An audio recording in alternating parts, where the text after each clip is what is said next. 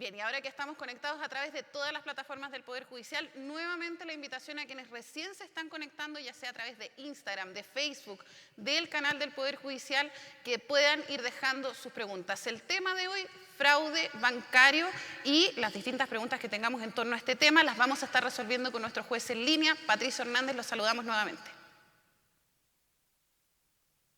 Para partir, magistrado, bien importante en torno a esta ley, ¿qué tipos de medios de pago y transacciones están protegidos justamente por esta normativa?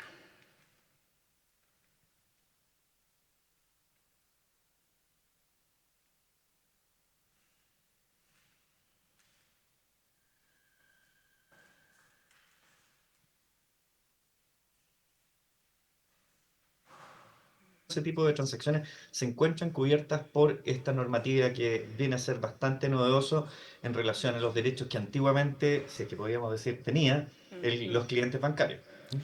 Claro, Claro, justamente esta justamente esta normativa normativa. es modificada, ¿no?, recientemente, para poder hablar también de la responsabilidad que tienen los usuarios, los titulares de tarjeta. Usted lo decía, aplica para distintos medios de pago en este caso, pero ahí también preguntarle, magistrado, ¿qué responsabilidad tienen las entidades bancarias a partir del momento, por ejemplo, en que un usuario o usuaria que se ve en esta situación tiene que alertar finalmente lo que está sufriendo? ¿Qué responsabilidad tienen ahí las entidades financieras? No, hay responsabilidades, ¿no es cierto?, de orden administrativo y hay responsabilidades que son de orden legal, ¿ya? Solamente si me permite hacer un poquito de historia, antes de esta ley, los usuarios tenían una serie de dificultades primero para poder reclamar esto. ¿Cómo se hacía esto? Lamentablemente la gente tenía que recurrir a presentar acciones de protección ante la Corte de Apelaciones, que, como bien se sabe, son tramitaciones que tienen su tiempo, sobre todo en Santiago, digamos, por la abultada carga de trabajo que tiene la Corte de Apelación de Santiago, y luego esto se dirigía una comunicación al banco para que informase, digamos, sobre una eventual vulneración a los derechos. Sabemos que estas acciones de protección antiguamente no constituyen un juicio, sino que son solamente una acción meramente cautelar, y por tanto uno no tenía la posibilidad de presentar mayores pruebas. ¿Qué pasaba? Que los bancos normalmente contestaban diciendo que ellos habían cumplido con la normativa y que, en definitiva, en la mayoría de los casos, ¿no es cierto?, las transacciones de tipo fraudulenta se habían dado por negligencia de los clientes y, en consecuencia, esto provocaba que, lamentablemente, en algunos casos los recursos de protección fueran rechazados. Uno no me atrevería a dar un porcentaje, pero una gran cantidad de ellos eran rechazados y el cliente quedaba en absoluta impunidad respecto de esto cuando sufría un fraude. Bueno, con el dictado de esta ley, la 20.009, se establecen una serie de obligaciones para los bancos, como partí diciendo, primero, obligaciones de índole administrativa. ¿Y qué significa esto? Que los bancos tienen que adoptar una serie de tecnologías y una serie de canales digitales, telefónicos, etcétera, para los efectos de poder recibir todo tipo de denuncias que quieran formular los clientes relacionadas con algún fraude que hayan experimentado en sus cuentas o en sus tarjetas de crédito.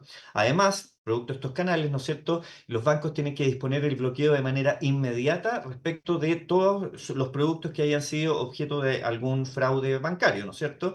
Y además se les tiene que entregar a los clientes un código que diga relación específicamente con la operación que se está haciendo para investigar sobre este fraude. Esto además está sujeto a la revisión constante de la Comisión para el Mercado Financiero y también por parte del CERNAC, donde se les exige además tener que hacer campañas activas en sus redes sociales, enviando correos electrónicos, informando a los clientes de manera periódica de los posibles fraudes que se hayan detectado, las páginas phishing, por ejemplo, donde se imitan páginas que son parecidas a los bancos y que lo único que hacen es simplemente obtener los datos de los clientes de manera fraudulenta, y con ello después luego digamos, los delincuentes que hacen este tipo de delitos meterse a las páginas reales y con ello obtener las transacciones de manera ilícita. También se hacen campañas constantes informándole a la gente respecto de no entregar sus datos personales, jamás entregar sus claves, en fin. De eso, uno que es titular, digamos, de alguna cuenta corriente o de alguna cuenta de ahorro, me imagino que ha recibido en más de alguna ocasión un correo electrónico, uno o varios correos electrónicos informando por parte de los bancos las medidas de seguridad que se tienen que adoptar. ¿M? Pero esto antiguamente, como digo, no existía y lamentablemente los clientes tenían que soportar, digamos, los fraudes que se cometían al respecto. ¿M? Perfecto. Estamos conversando para recordarles a quienes se conectan en este minuto en las distintas plataformas del Poder Judicial con el magistrado Patricio Hernández y el tema de hoy en nuestro programa Jueces en Línea es la ley de fraude bancario para que podamos resolver las distintas dudas que hay en torno a este tema. Y ya, magistrado, nos están llegando las primeras consultas. Nos dicen, por ¿M? ejemplo, Eric nos comenta a través de redes sociales, nos dice: quiero, señor magistrado, saber qué pasa si se denuncia una estafa bancaria. ¿El banco está obligado a pagar? ¿Qué pasa también con las presunciones dolosas que establece la misma ley? Esa es la primera pregunta que nos dejan a través de redes sociales, magistrado. Ya, esa pregunta hay que responderla como en estos dos ámbitos. Primero, en relación a la primera parte, si es que el banco está obligado a pagar, bueno, ahí hay que hacer una distinción, ¿no es cierto? Una vez hecho el reclamo, ¿no es cierto? El cliente tiene, ¿no es cierto?, la obligación, además de tener que hacer una denuncia ante el Ministerio Público, Carabineros, la Policía de Investigaciones, o eventualmente también podría ser presentar una querella ante el juzgado de garantía que se estime competente, que ahí, bueno, va a haber un problema porque estas estafas normalmente son de orden informático y uno no sabe dónde se comienza el principio de ejecución del delito, así que lo más saludable, ¿no es cierto?, en estos casos es que el cliente haga la denuncia nomás en Carabineros de Chile bueno, con eso se da cumplimiento a ella. Luego se presenta esta documentación en los canales que deben tener habilitados los bancos para tal efecto. Se acompaña una copia no del voucher de la denuncia, sino que uno tiene que esperar a que Carabineros procese la denuncia, la remita al Ministerio Público y luego un par de días después, uno tiene que volver a concurrir a la comisaría respectiva para que le entreguen una copia de la denuncia. Es la copia de la denuncia la que tiene que acompañarse al banco y el banco, una vez recibida esta copia, lo que tiene que hacer, ¿no es cierto?, es proceder digamos, a hacer su investigación interna, pero aquí se tiene que proceder al pago. La ley ha dispuesto, y la ley tiene un reglamento, ¿no es cierto?, ha dispuesto que existan un mínimo, un umbral mínimo y máximo, ¿cierto? El reglamento estableció como un umbral máximo de pago la suma de 35 unidades de fomento, que es como una especie de seguro, ¿no es cierto? El 35 UF, hasta ahí llega ese pago. Y si lo calculáramos al valor UF de hoy en día, serían, si están más o menos en 40.000 pesos, aproximadamente con 1.400.000 pesos, perdón, y el umbral mínimo serían 600.000 pesos. ¿Qué es lo que tiene que hacer en estos casos el emisor, que es el banco, ¿no es cierto? Lo que tiene que hacer primero es bloquear de manera inmediata el producto que esté asociado, digamos, a este presunto fraude y acto seguido pagar dentro de los 10 días hábiles, cancelar el cargo, ¿no es cierto? Y si procede, devolver el dinero a la parte. Esa es como una primera medida. Abordando ahora la segunda parte de la pregunta que se refiere en relación a las presunciones de dolo que establece que fueron incorporadas en el artículo 5 ter, ahí hay que hacer presente lo siguiente. Eh, la ley se ha encargado precisamente de establecer ciertas hipótesis fácticas donde se va a presumir que hay un actuar doloso o culpable. Fíjese que la ley utiliza la nomenclatura dolo o culpa grave. Sí. Disculpe que haga una pequeña explicación legal respecto a esto, pero es bueno saberlo. Lo que pasa es que el Código Civil asimila la culpa grave, es decir, el descuido manifiesto, negligente de una persona totalmente descuidada, con el dolo, es decir, con un actuar precisamente delincuencial, ¿no es cierto? Los asimila, ¿por qué? Porque en el grado de la máxima negligencia y en el grado de actuar dolosamente, obviamente que la ley los hace asimilables porque en el fondo el daño que se produce producto de este actuar es el mismo.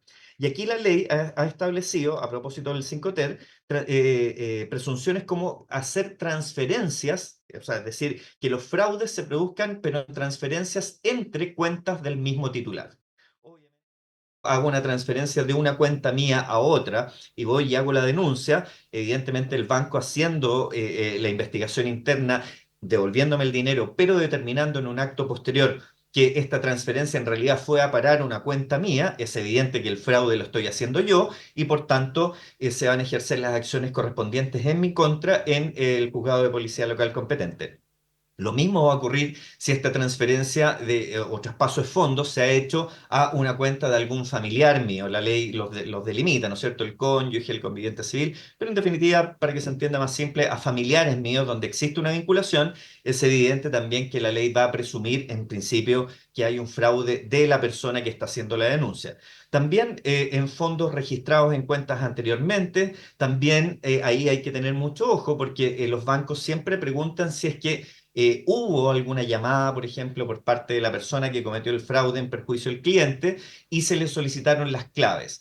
Si la persona voluntariamente entrega sus claves, también va a haber ahí una presunción ya no de dolo, pero de culpa grave. Es decir, todos sabemos, o a lo menos debiéramos saber, que las claves son personales e intransferibles y por tanto uno no puede en ningún caso poder entregar ese tipo de información que es del todo sensible, precisamente porque el saber mis claves van a meterse a mi cuenta y van a disponer de los fondos que uno pueda tener. Entonces la ley en ese caso la asimila a una culpa grave, es decir, a una negligencia tal que en definitiva no me hace ser merecedor, ¿no es cierto?, de la devolución de estos fondos.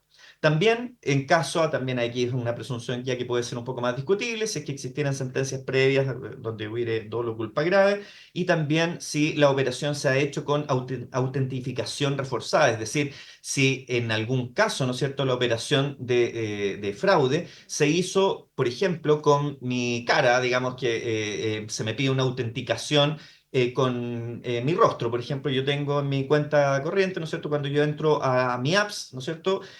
Para ingresar, la aplicación me pide reconocer mi rostro, no tengo que ingresar ninguna clave. Y con mi rostro ya quiere decir que en definitiva yo he participado de este fraude. Con eso yo creo que la respuesta queda más o menos Sí. contestada, ¿o no?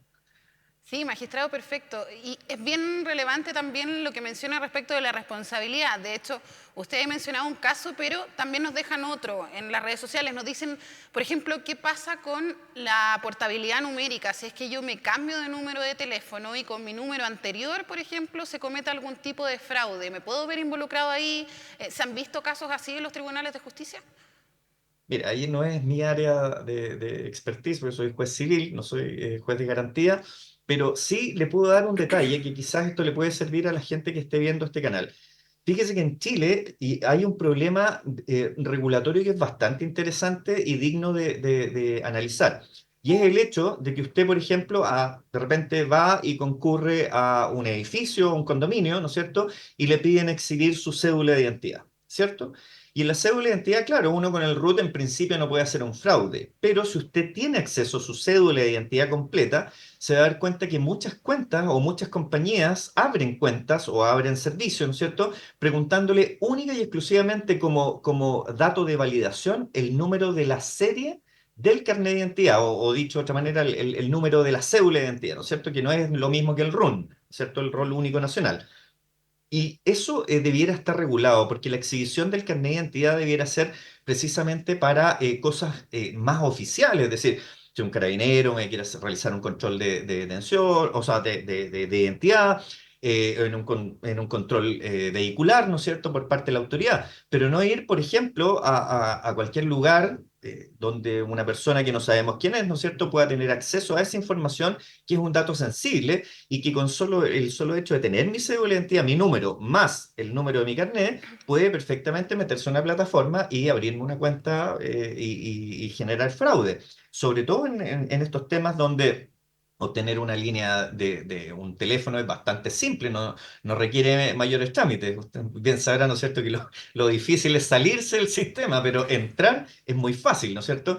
Entonces, en esos casos, mi llamado es que las cédulas de identidad se exhiban solo en casos muy excepcionales y si la va a exhibir, por lo menos que utilice su dedo y tape a la persona que se lo está mostrando, tape, digamos, el número de la serie del carnet para evitar eventuales fraudes. Yo tampoco considero que sea lícito, por ejemplo, ingresar a un edificio, ¿no es cierto? Y que se me retenga la cédula de identidad y se me entregue un carnet de visita. Primero, no hay ninguna normativa que obligue a ello y en segundo lugar, uno se expone a ser víctima de un fraude con eso. El carnet hay que cuidarlo muchísimo. ¿Mm? Magistrado, y bueno, aprovecho también de hacer el llamado a quienes tengan quizá algún problema de conexión a través de Instagram o en alguna de las plataformas, son Es multiplataforma esta transmisión a través de Instagram, Facebook, también el canal del Poder Judicial, para que vayan también ahí a conectarse quienes quieran hacer las consultas al magistrado Patricio Hernández, juez civil, que nos está ayudando a resolver dudas respecto a la ley de fraude bancario, y que nos digan también de dónde nos dejan sus consultas para que podamos leerlas también al aire. Otra consulta, magistrado, bien importante, ¿no? ¿Qué pasa si no se denuncia a tiempo? Porque hablábamos recién de los plazos, ¿no? De avisar inmediatamente, de hacer un reclamo a la entidad financiera, hacer una denuncia a las entidades correspondientes, pero ¿qué pasa si yo no cumplo esos plazos? Claro, bueno, la ley lo que establece es un verdadero plazo de caducidad, ¿no es cierto?, que son de operaciones que hay hasta 60 días previos al aviso, ¿cierto? Ya vencido ese plazo, lamentablemente la ley no da cobertura a ello y tendríamos ya que ceñirnos por las reglas generales, es decir, que tendría la persona lamentablemente que estar obligada a tener que demandar en un juicio civil al banco para los efectos de poder obtener la indemnización respectiva. Pero la ley sí tiene un margen de protección, como le digo, de estos 60 días, ¿ya? Vencido ello, bueno, lamentablemente tiene que recurrir a un juicio de lato conocimiento. Y ahora, magistrado, ¿qué tipo de entidades son las que finalmente están fiscalizando todos estos procedimientos? Por ejemplo, usted mencionaba también lo que estaba relacionado a los actos que puedan ser con dolo o culpa grave. ¿Cuáles son las entidades que se encargan finalmente de la fiscalización o el seguimiento de este tipo de causas?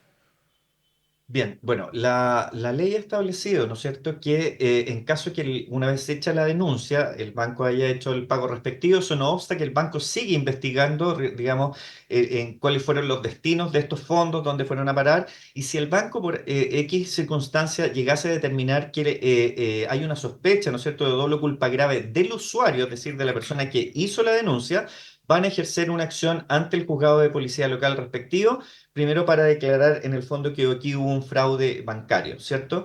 Y con esto, bueno, la ley ahí establece que hay penalidades, ¿no es cierto?, que están establecidas de presidio menor en su grado medio, es decir, 541 días a máximo, hasta 5 años, y la devolución de hasta 3 veces el monto defraudado, ¿ya?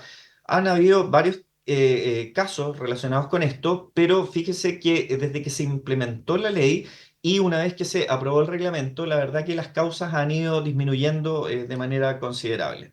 ¿Ya? Y bueno, hay de este tipo de causas, por cierto. Aquí solamente precisar dos cosas. Una, que recae en el banco íntegramente toda la carga de la prueba de tener que justificar y acreditar que ha sido el usuario el que ha cometido precisamente el fraude, haciendo la denuncia y obteniendo indebidamente la devolución de estos dineros. Pero para también facilitarle al banco esta tarea, están estas presunciones que nos hizo la consulta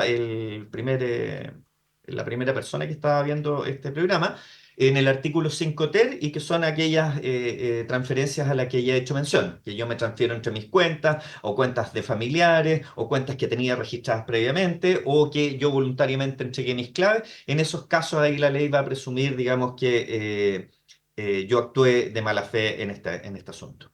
¿Y qué entidades fiscalizan esto? Como ya le dije, en la parte administrativa fiscaliza primero la Comisión para el Mercado Financiero, está encima, digamos, de los bancos y de las instituciones financieras, pueden ser también inclusive las casas comerciales, ¿no es cierto?, en la medida que estén prestando dinero, y también está el CERNAC como un organismo que presta también su colaboración en esta fiscalización. ¿Mm?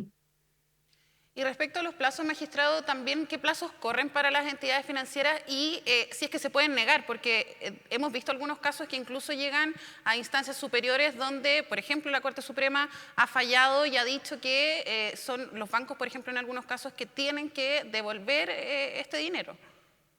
Claro, bueno, sí, se han cumplido con todos los pasos que establece la ley y aún así el banco se mantiene en una actitud contumaz de no querer cumplir con los plazos de 10 días hábiles, ¿no es cierto?, que tiene para pagar cuando nos encontramos dentro de un fraude que está entre este umbral legal de 15 UFs y 35 UF. Bueno, el único camino que lamentablemente le queda al cliente es, o sería, ¿no es cierto?, tener que recurrir mediante una acción de protección, que sería la vía más idónea, la vía más rápida, y se presenta ante la Corte de Apelaciones respectiva. ¿Cuál va a ser la Corte de Apelaciones competente? La del lugar donde se cometió precisamente la infracción. O sea, si el cliente vive en Iquique, tendrá que presentarlo en Iquique. Si el cliente vive en Santiago, tendrá que presentarlo en la Corte de Apelaciones de Santiago y actuará como tribunal de segunda instancia la Corte Suprema. Y en estos casos, obviamente, es una acción que es bastante mucho más rápida que un juicio ante un juzgado civil o ante un juzgado de policía local. Y ahí se dispondrán las medidas para restablecer el imperio del derecho y ordenar el pago al banco respectivo. ¿Mm? Ese es como el camino el más idóneo y el más rápido que se puede hacer. ¿Mm? Ahora, magistrado, también importante para quienes nos están escuchando en las distintas plataformas del Poder Judicial, ¿cuáles también son los puntos donde uno puede poner atención? Por ejemplo, pensando en que a fines de este mes vienen fechas importantes de compras online, como el Black Friday, por ejemplo. ¿Hay maneras en las que uno puede estar más atento para poder prevenir estar en estas situaciones? Bueno, por supuesto. Mire, lo que pasa es que quizás en Chile no existe una cultura de pagar, digamos, por un servicio, por ejemplo, de antifraudes informáticos. Yo, por lo menos en lo personal, puedo hablar a título personal. Yo tengo contratado con una empresa, ¿no es cierto?, digamos, mi antivirus, que además de antivirus es anti-phishing, anti varias cosas. Y dentro de ellas uno puede navegar de manera segura con estos VPN, que en el fondo son programas que están diseñados precisamente para poder hacer todos los filtros necesarios para que no puedan robarme la información. Ya dentro de lo posible, por cierto. Entonces, un primer llamado a la persona que es muy asidua, digamos, a comprar por internet, primero es a verificar que las páginas que entra sean las páginas correctas de la empresa donde está entrando. La mayoría de las veces, aunque uno no se da cuenta, ¿no es cierto? Pero en el HTTP uno le pone el S, la palabra S significa de seguridad, ¿no es cierto? Cuando uno se fija en las páginas dice https:// y ahí viene el www, ¿no es cierto? El S ya da un principio de seguridad de que estoy entrando a una página que es segura.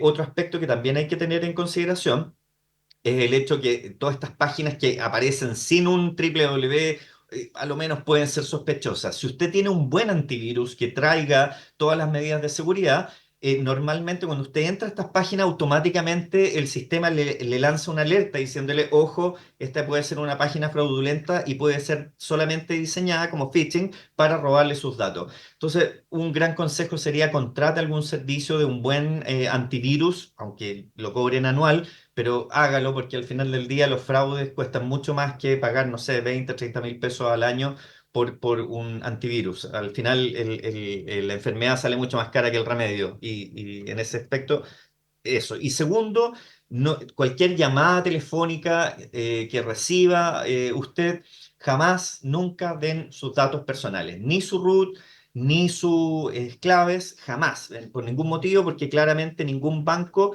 está autorizado a pedirle esos datos por teléfono. A lo más lo que pueden hacerle son preguntas de validación, pero esas preguntas de validación están debidamente resguardadas por el registro civil y no sé si alguno de ustedes ha tenido esa experiencia, pero a veces los bancos llaman y le hacen una pregunta con tres alternativas, ya, y una de esas alternativas resulta ser cierta, pero esas son preguntas de validación, no son preguntas que tienen por objeto obtener datos personales suyos. Así que eso, que tengan cuidado con este Black Friday de no entregar sus datos y ojalá cuiden su computador en ese sentido. ¿Mm? Ahora, magistrado, por ejemplo, en ese mismo contexto, ¿hay diferencia en tipos de comercios? Porque yo puedo estar mirando un departamento como puedo estar mirando un par de zapatillas, los montos son distintos, el tipo de operación fraudulenta que yo podría detectar, evidentemente es diferente según el tipo de comercio. ¿La ley hace una distinción en estos casos? A ver, bueno, ahí usted metió el tema de los departamentos que tienen un tratamiento distinto, porque si yo quisiera, por ejemplo, contratar o hacer una reserva respecto de una compra, por ejemplo, un departamento en verde, la ley de urbanismo y construcción tiene una normativa específica que regula un seguro que hay que contratar obligatorio para efectos de poder evitar eventualmente ser víctima, ¿no es cierto?, de que si yo pagué y la empresa constructora, por ejemplo, y lamentablemente ha pasado a propósito del tema económico, como ha estado la cosa, sobre todo en el sector inmobiliario, ha pasado que muchas empresas constructoras han caído en procesos de liquidación concursal. Esa plata después usted no tiene cómo recuperarla. Entonces ahí también hay una regulación, pero uno tiene que ir personalmente y celebrar ahí un contrato seguro donde la empresa constructora está obligada a contratar este seguro para que, en caso de a ese motivo, yo no pueda celebrar la compraventa de este inmueble, se me devuelva la plata que pagué a título, ¿no es cierto?, de promesa de compraventa o pago de pie o reserva, lo que sea.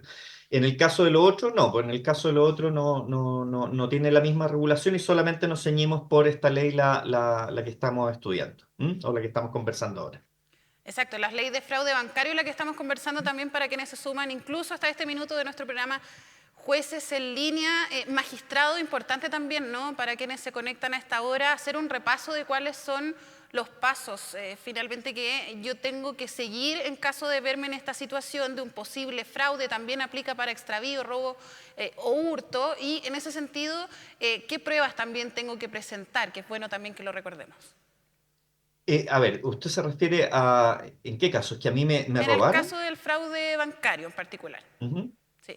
Bueno, o sea, si yo hubiera un fraude, por ejemplo, bueno, es que hay tanto, lamentablemente hay que decirlo, que la delincuencia tiene una creatividad bastante grande para inventar cada día técnicas para engañar a la gente. Eso, bueno, son cosas que de repente son de público conocimiento. Por ejemplo, los mal llamados, me cargan los términos que de repente se utilizan en la prensa, pero estos cambiazos de tarjeta que hacen donde hay una persona que está revisando cómo una persona cumple, o sea, mete su clave, ¿no es cierto?, en el cajero automático y una persona por el otro lado le golpea el hombro y le dice, oiga, mire, se le cayeron 1.000 pesos que tiran al suelo y en eso que la persona se agacha, el tipo que está al otro lado saca y hace un cambio de tarjeta ya sabiendo la clave y proceden a hacer el fraude bancario. Hay miles de cosas. Lo único que en esto la gente, la única forma de poder evitar este tipo de cosas, primero es teniendo sumo cuidado y segundo, si ya son víctimas de esto, aunque suene un poco repetitivo, porque siempre las autoridades dicen esto, pero haga la denuncia. Hay que hacer la denuncia aun cuando la gente crea que estas denuncias quedan como en la impunidad, que el Ministerio Público ejerce esta facultad que se llama el archivo provisional de las causas, pero igual hay que hacer las denuncias. ¿Por qué? Porque tarde o temprano estas bandas son desarticuladas, en algún minuto se pillan, y todas estas causas que por A, B, C motivo quedaron en un archivo provisional, se activan y permiten, ¿no es cierto?, darle más fuerza al Ministerio Público para poder perseguir la responsabilidad criminal de estas personas. Entonces, esto es como un ejercicio de siempre es más, porque entre que usted no haga la denuncia y la haga, siempre, aun cuando el resultado inmediato no sea el que uno quisiera, ¿no es cierto?, que se castigue a las personas, ya estando la denuncia en el sistema va a permitir el día de mañana poder, si es que estas bandas son pilladas, porque nunca actúan solos, poder perseguir la responsabilidad penal y aumentar las penas por la reiteración de los delitos. ¿Mm? Magistrado, nos llega una pregunta de Héctor, que nos dice que en las últimas compras, en estas promociones, ¿no?, que hay en internet de estos Black Friday, sacaron de mi plata para hacer varias reservas de inmuebles. ¿Cómo puedo pedir esas devoluciones de dinero? Me imagino que el tiempo ya pasó, ¿no? Considerando los plazos de los que estábamos hablando. ¿Fue esto dentro de los 60 días? Yo me ¿O imagino fue que fue hace más? un tiempo mayor. Ya, si está dentro de los plazos, tiene que hacer inmediatamente reclamo al banco por los canales que tiene que tener habilitados, ¿ya? Si ya no fue así, yo le sugeriría que fuera directamente a todas estas empresas inmobiliarias a hacer, primero, o sea, a formular un reclamo y a pedir la devolución de esos dineros. ¿Por qué? Porque si esto se hizo de manera digital, yo creo que aquí algo podría jugar a favor de esta persona y es que las inmobiliarias, ¿no es cierto?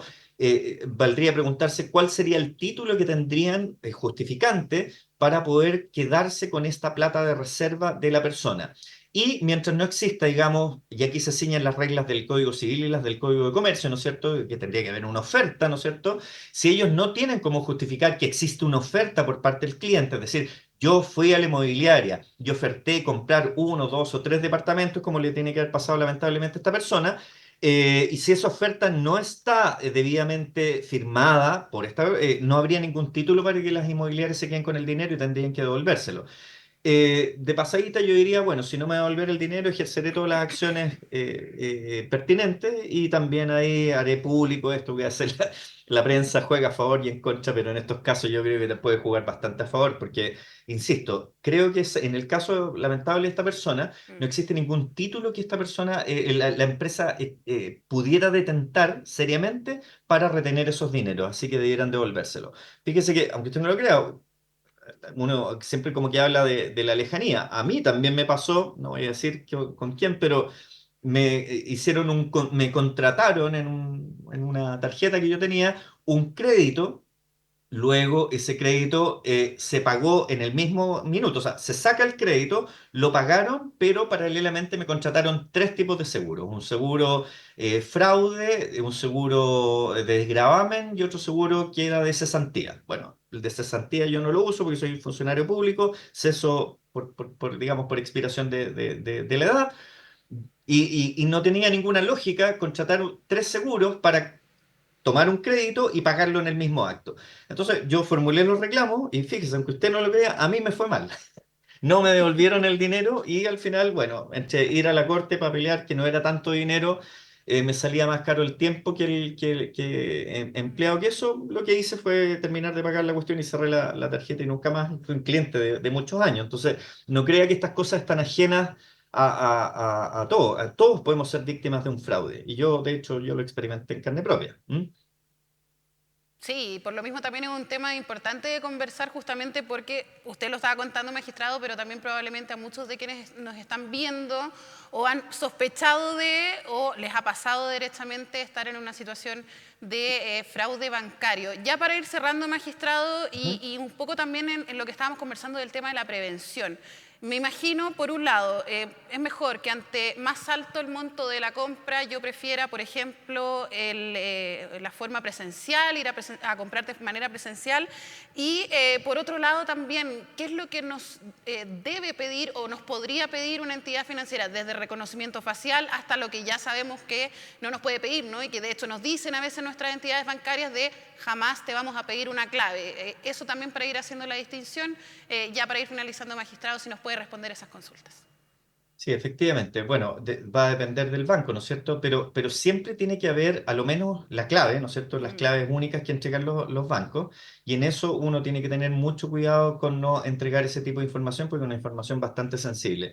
Bueno, también los reconocimientos faciales, pero si, como usted bien dice, si son operaciones de mucho dinero, claro, la sugerencia es tratar de hacer esto de manera presencial. Ahora, claro, todas estas campañas que se hacen, Cyber Day, Black Friday, son todas campañas de orden informático, es decir, se hacen por Internet.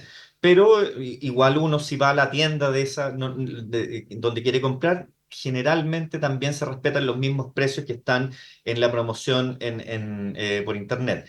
Eh, no entregar datos personales, mi recomendación, no entregar claves. A lo más, los bancos deben, si es que estoy haciendo por ejemplo, los bancos también hacen promociones de créditos sí. bastante interesantes. Bueno, en esos casos solamente los bancos a lo más podrían hacerles preguntas de validación, que significa, por ejemplo, ¿cuál es el segundo apellido de su madre? Y le dan tres alternativas. Bueno, esas preguntas de validación están hechas, como les expliqué anteriormente, con base en la información que se maneja en el registro civil. Entonces, ese tipo de preguntas sí son lícitas a hacer, pero nada más que eso. Yo, en general, no existen, son métodos de validación, pero usted jamás entregue una clave que no sea usada en un cajero automático y también hasta en los cajeros automáticos hay que tener cuidado, Sí. porque hay gente que coloca sobre los teclados unas cuestiones como plásticas, ¿no es cierto?, que dejan grabado las claves, o fíjese que no haya en el cajero automático cámaras arriba que estén apuntando hacia donde usted digita. Mire, le podría dar tantas de cosas que uno ha visto en este trabajo.